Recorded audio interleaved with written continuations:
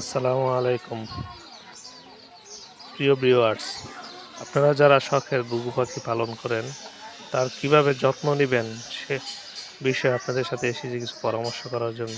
দেখেন আমার ঘুঘু পাখি কি সুন্দর দুটি বাচ্চা দিয়েছে। ঠিক আছে, আমি ওদেরকে কি খাওয়াই দ্রুত বড় হওয়ার জন্য। আর এখন যখন একটু শীত শীত তাই ওদের জন্য একটু বাড়তি প্রয়োজন হয়। আমি ওদেরকে এখন দিতেছি সরিষা, তারপরে ফিড, মুরগির বাচ্চার যে ফিড হয় প্রথম 1 সপ্তাহ 15 দিনে, যে ছোট বাচ্চাদের খাবারের যে ফিডটা হয় সেটা দিতেছি। সাথে চাউলের গুঁড়া এবং মাটি এবং ইটের কণা ছোট ছোট এটা হয় সেটা দিতেছি। এতে কি হয়, বাচ্চার গ্রোথ দ্রুত হয় এবং বাচ্চার শরীর গরম থাকে।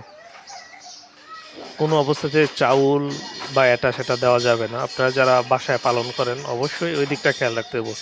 একটু চেষ্টা করবেন সরিষা যে দেওয়া যায় ইনশাল্লাহ।